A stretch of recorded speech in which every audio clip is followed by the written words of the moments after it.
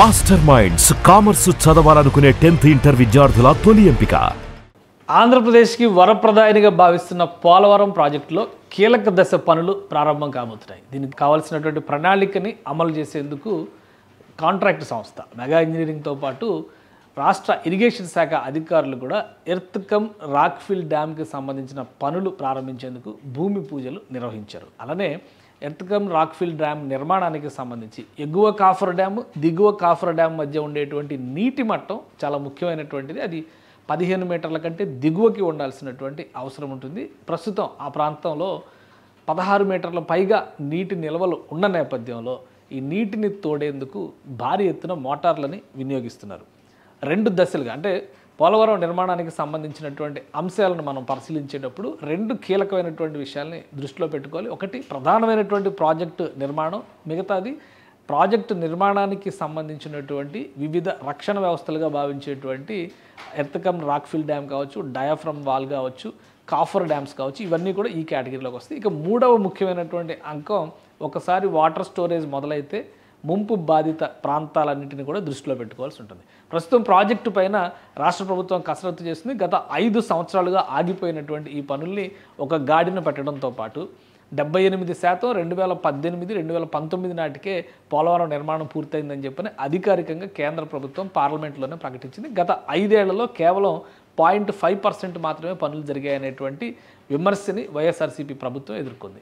ఇప్పుడు వీటన్నిటిని బ్రేక్ చేస్తూ ఈ ఏడాది కాలంలో 5% పనులు చకచకా జరిగిపోయినట్టుగా కూటమి సర్కారు ప్రకటించింది. దానికి తగ్గట్టుగానే కొన్ని ఆనవాళ్లు కనిపిస్తున్నాయి. డయాఫ్రమ్ వాల్కి సంబంధించి కొత్త డయాఫ్రమ్ వాల్ నిర్మాణ ప్రక్రియ, పాత డయాఫ్రమ్ వాల్లో గ్యాప్స్ ఫిల్లింగ్ ప్రక్రియ, ఇవన్నీ జరుగుతున్నాయి. ఇప్పుడు ఎర్త్ కమ్ రాక్ఫిల్ డ్యామ్ పనులు ప్రారంభించడం, గ్యాప్ 1లో ఉన్నటువంటి ఖాళీలను పూర్తి చేసేటువంటి చర్యలకి ఇంజనీరింగ్ నిపుణులు ఇప్పుడు రంగంలో దిగడం, ఇది ఆసక్తికరంగా మారింది. ఒకసారి పోలవరం దగ్గర దృశ్యాలు కనుక మనం గమనించి చూస్తే ఇది ప్రస్తుతం అక్కడ ఉన్నటువంటి స్థితి. ఒక భారీ మట్టి కట్టడంగా కనిపిస్తున్నటువంటి ఎర్త్ కమ్ రాక్ఫిల్ డ్యామ్ అంటే మట్టి ప్లస్ రాళ్లతో బండలతో నిర్మించేటువంటి ఒక నీటి ప్రవాహానికి అడ్డుగా నిర్మించేటువంటి కట్ట ఇది. ఇక్కడ ఎగువ కాఫర్ డ్యామ్ దిగువ కాఫర్ డ్యామ్ మధ్యలో ఉన్నటువంటి నీటి తీరువాన్ని తగ్గించేందుకు ఏర్పాటు చేసినటువంటి మోటార్లు ఇవి.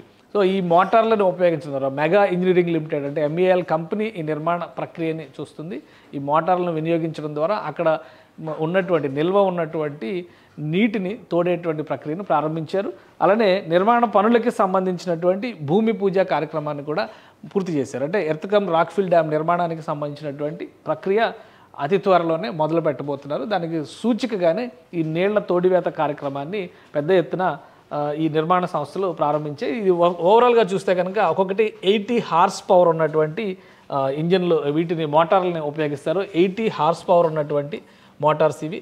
ఈ 80 హార్స్ పవర్ ఉన్నటువంటి మోటార్స్ 1 కాదు 2 కాదు, ఏకంగా 80 మోటార్ల వరకు 150 మోటార్ల వరకు ఉపయోగించాల్సినటువంటి అవసరం ఉందని చెప్పని చెప్తున్నారు. సో మొత్తం నీటిని తోడేటువంటి క్రమంలో ఈ ప్రాంతంలో ప్రస్తుతం 15 మోటార్లని ఏర్పాటు చేశారు. ఈ 15 మోటార్ల ద్వారా నీళ్ల తోడివేత కార్యక్రమం మొదలుపెట్టారు. బహుశా 3 నుంచి 4 రోజులు సమయం పడుతుంది. క్రమక్రమంగా ఈ మోటార్లను యాడ్ చేసుకుంటూ వెళ్తారు. మీరు ఈ ఫొటోస్లో చూస్తే కూడా కింద నుంచి భారీ పైప్ లైన్లు ఏర్పాటు చేశారు.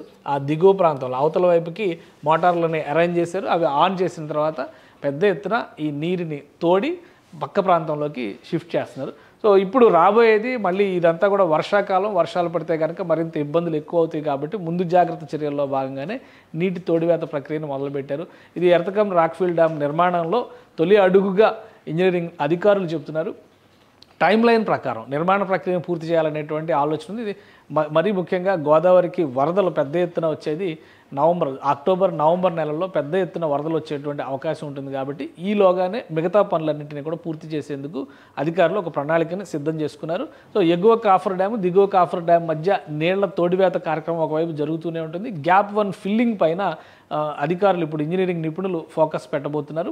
దీనికి తోడు జల విద్యుత్ ఉత్పత్తికి సంబంధించినటువంటి విభాగాల్లో కూడా పనులు చాలా వేగంగా సాగుతున్నాయని చెప్పని ఆంధ్రప్రదేశ్ ప్రభుత్వం ప్రకటించింది. అనుకున్నటువంటి లక్ష్యం ప్రకారం 2027 జూలై లేదా 2027 డిసెంబర్ నాటికి పోలవరం ప్రాజెక్టుని అందుబాటులోకి తీసుకొస్తాం అనేటువంటి నినాదాన్ని ఆంధ్రప్రదేశ్ ప్రభుత్వం పదే చెబుతుంది.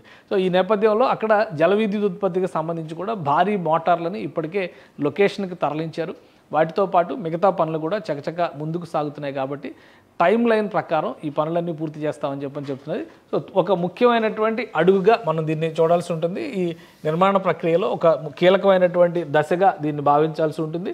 సో ఆ క్రమంలోనే ఈ ఎర్తకం రాక్ఫిల్ డ్యామ్ నిర్మాణం పైన MEIL సంస్థ అలానే ఆంధ్రప్రదేశ్ ఇరిగేషన్ డిపార్ట్మెంట్ ఫోకస్ పెట్టింది.